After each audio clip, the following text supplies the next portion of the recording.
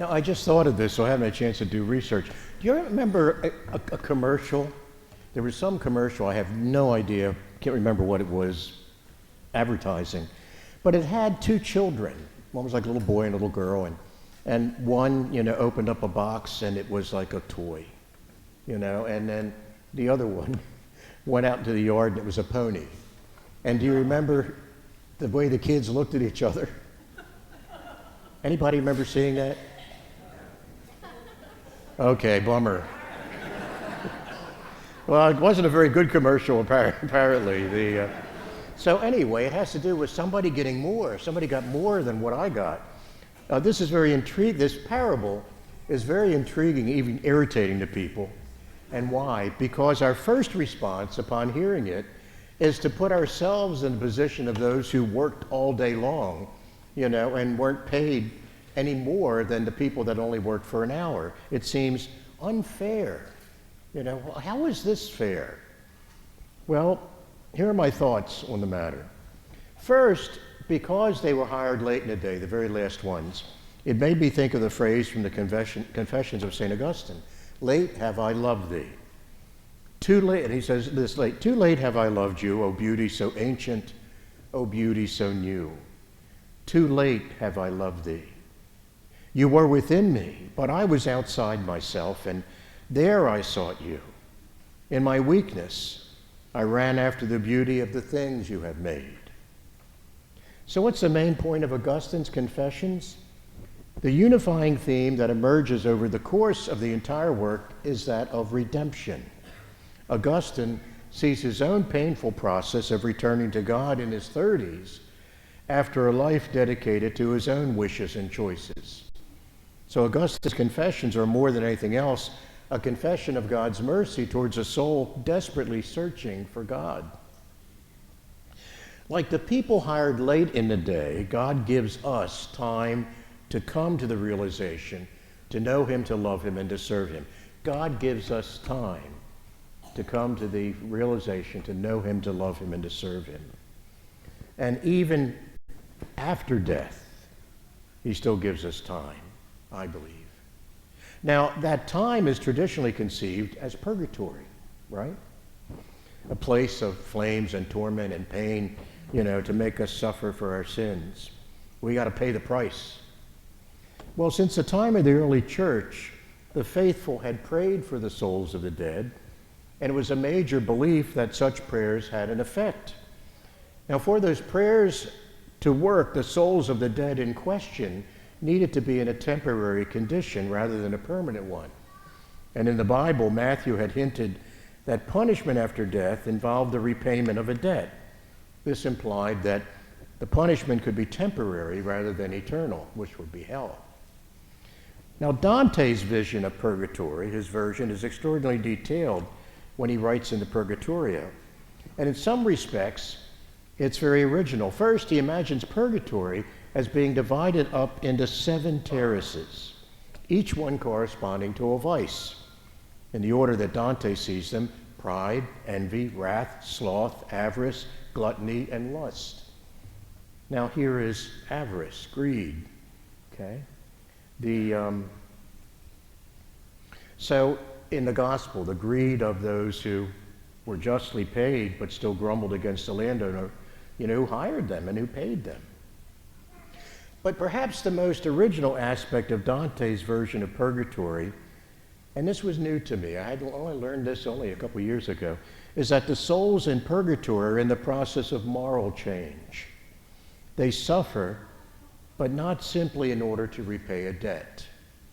They are suffering in order to become good. The consequence of this is that they willingly undergo the suffering, or at least they acknowledge the reason for it. They understand the reasons for it, and they are acquiring the new habits of thought which will enable them to go to heaven.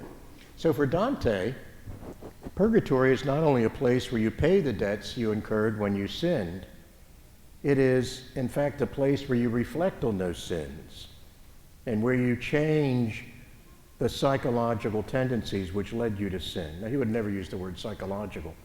But for instance, on each terrace in Dante's Purgatory, there's a punishment corresponding to their sin. For instance, Those who are envious, they have their eyes sewn up.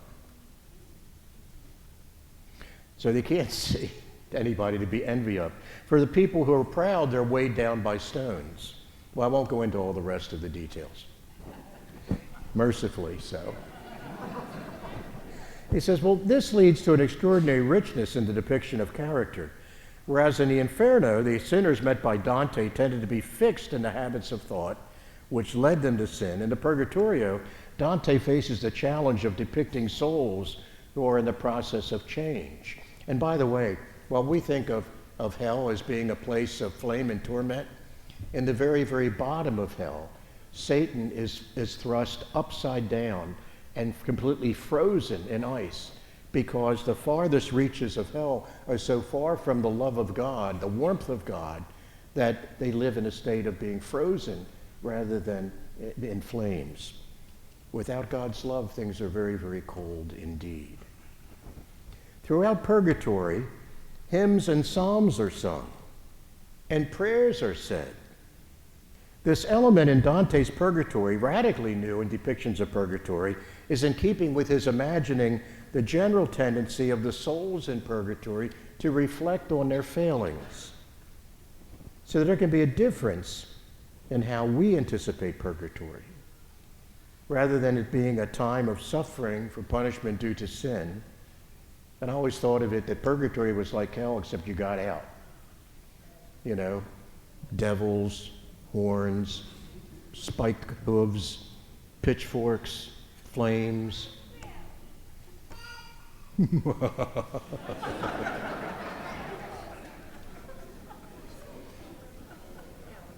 That used to be a major reason why people came to church, by the way, you know, to avoid hell, you know. Do you come to church because I love God? No, I just don't want to burn for the forever. So there can be a difference in how we anticipate purgatory. Rather than it being a time of suffering, it can rather be a time for reflection and purification of the soul, a turning from the mindset that created the sins of our past.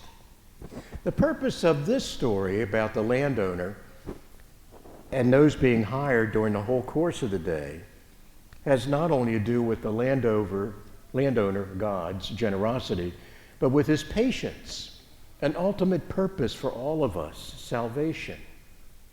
So that is, since God's purpose is that none of us shall be lost, he's always seeking us, searching us. The good shepherd going out to search the sheep, you know, that are lost, the ones who have not been hired all day.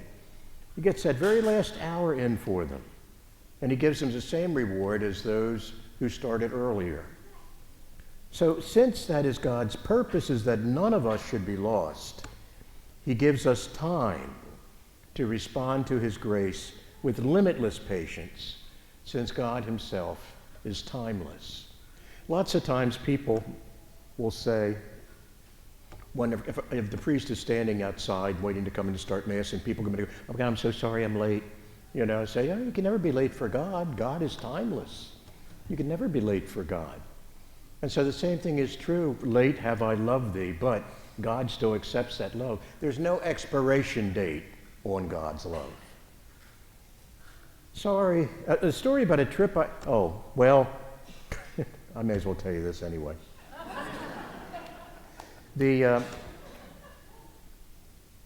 About almost 30 years ago, I was in a parish where they had a school, and each year the 8th grade would go on a class trip, and they would go down to the Inner Harbor.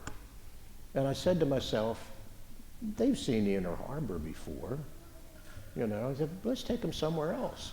So we got a bus and we arranged to take them to the National Cathedral in Washington, D.C., so that they could see, without having to go to Europe, you know, what faith can accomplish and what a house of God built in the same manner as was done in the great cities of Europe over decades and even centuries, what that would look like. And so we had that marvelous tour of the inside. You know, we pointed out, you know, the bit of the moon that's in one of the stained glass windows, and then we got back on the bus. And when it came back, I found out that one child had been punished because he was disobedient.